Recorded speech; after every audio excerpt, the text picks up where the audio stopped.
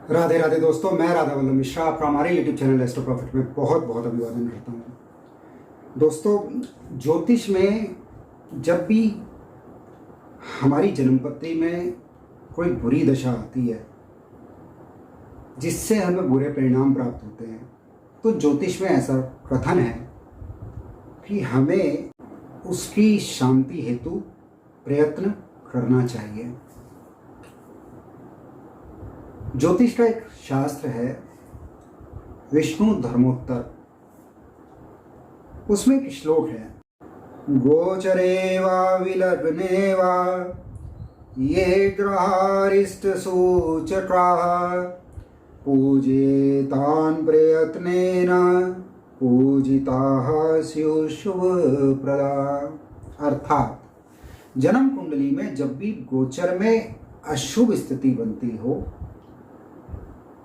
अथवा दशा अंतरदशा में जन्मकालीन ग्रहों की स्थिति द्वारा अशुभ परिणाम प्राप्त होने की स्थिति बनती हो, तो ऐसे में हमें पूजा द्वारा अथवा दूसरे यत्न द्वारा उन ग्रहों की शांति का प्रयत्न करना चाहिए।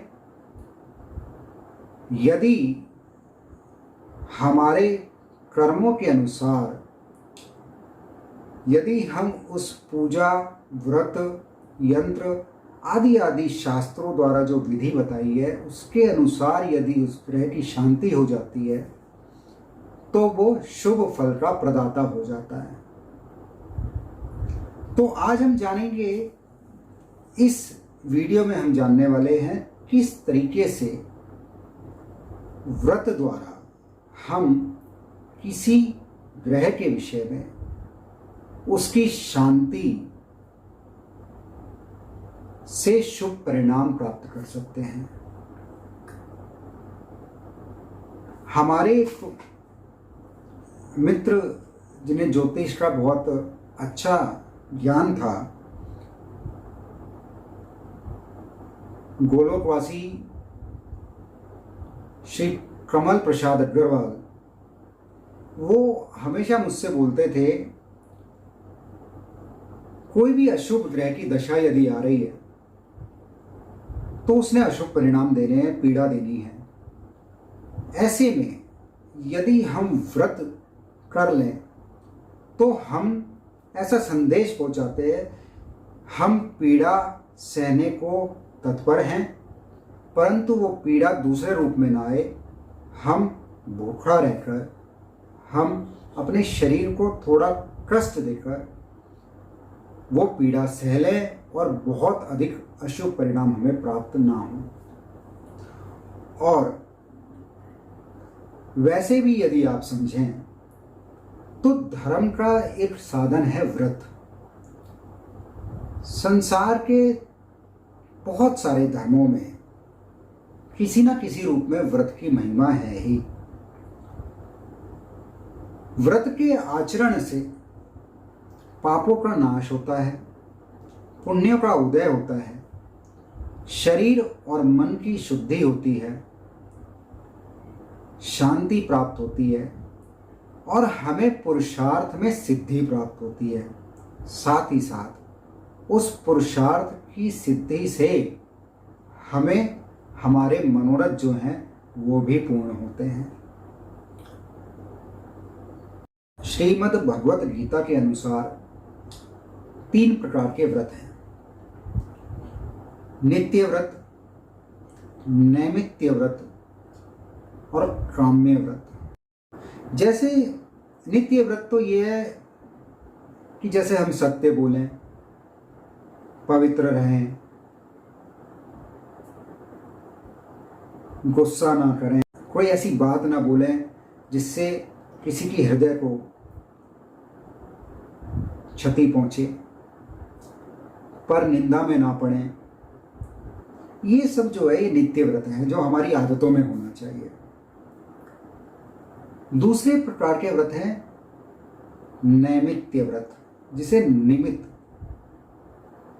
व्रत बोलते हैं। कोई पाप हो जाए हमसे जाने अनजाने, जिसके विषय में हमें पता हो या ना हो,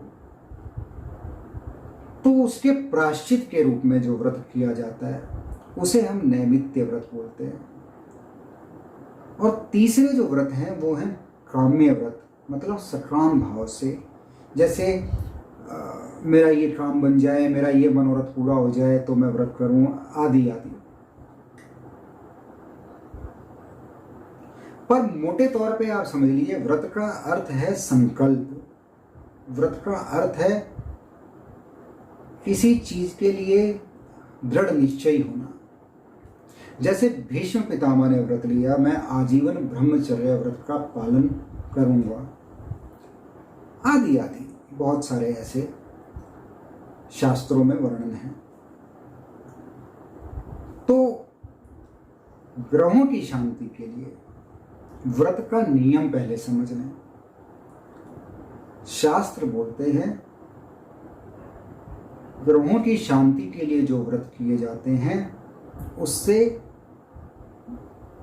हमारे पापों का प्रायश्चित होता है और पुण्यों का उदय होता है। इसी संदर्भ में वो हमें शुभ फल देने में सक्षम है। तो व्रत का एक पहले हम विधि समझ लें, किस विधि से व्रत होने चाहिए। सबसे पहले प्रातः काल में समय से उठें, स्नान करें और सूर्य नारायण को जल से अर्घ्य दें। सूर्य जो हैं वो इन नव ग्रहों के इस नवग्रह मंडल के राजा हैं। सबसे पहले उन्हें जो है अर्घ्य देना है जिस दिन आप व्रत करें। दूसरा, व्रत वाले दिन एक ही समय भोजन लेना है, सायंकाल। तीसरा, व्रत में जिस चीज का भोजन लेना है उसी चीज का यथासंभव हो पाए तो दान भी लें। जब व्रत जितने दिन का व्रत रखना है वो अवधि पूरी हो जाए तो उसके समापन पर, जिसे हम उद्यापन बोलते हैं, तो उस दिन जितनी भी आपकी सामर्थ्य हो उसके अनुरूप आप किसी ब्राह्मण को भोजन कराएं और यथासंभव उस ग्रह से संबंधित वस्तु का दान दें और जो भी आप द्रव्य दक्षिणा देना चाहें वो दीजिए। तो ये तो व्रत के साधारण नियम हैं। अब जानते हैं बुध के व्रत के विषय में। यदि जन्म कुंडली में या गोचर में बुध की स्थिति अच्छी नहीं चल रही हो तो 45 बुधवार या 21 बुधवार अथवा तो 17 बुधवार, तो बुधवार को बुध के निमित्त व्रत रखना ही चाहिए। हरे वस्त्र उस दिन आप पहने। ओम ब्राम ब्रीम ब्रोम सह बुद्धाय नमः। इस मंत्र की 17 माला अथवा तो 5 माला, अन्यथा 3 माला तो अवश्य ही जपनी चाहिए। भोजन में नमक नहीं लेना है। मूंग दाल से बनी हुई चीजें लें। भोजन से पहले भोजन में तुलसी दल रखकर प्रभु को भोग लगाएं, तब भोजन ग्रहण करें। इस व्रत के करने से जो बुध के अनिष्ट प्रभाव है वो तो दूर होते ही हैं, साथ साथ विद्या एवं धन की भी प्राप्ति होती है, व्यापार में उन्नति होती है, शरीर भी स्वस्थ रहता है।